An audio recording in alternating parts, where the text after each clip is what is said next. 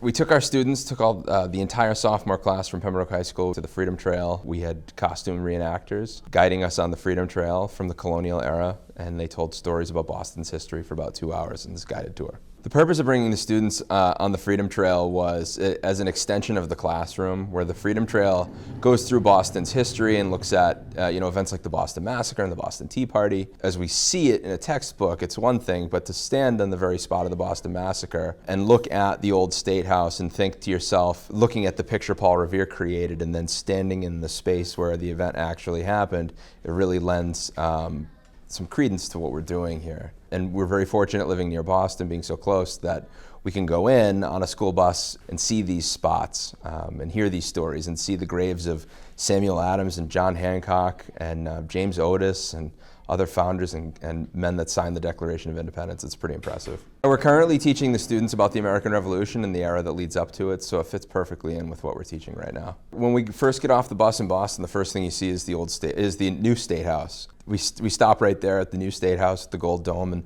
walk down through the Common, meet the guides, and we go through the Common, and we go by the Park Street Church.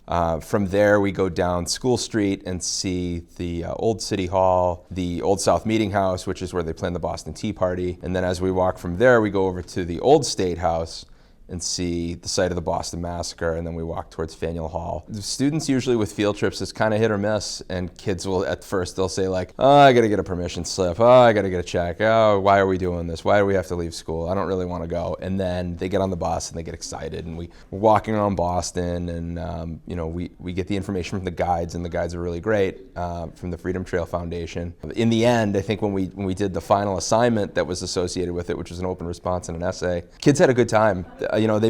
Kids are usually pretty guarded and don't want to reveal that they had fun doing something in school, but I think I'd say 90 to 100% of the kids really did enjoy the day.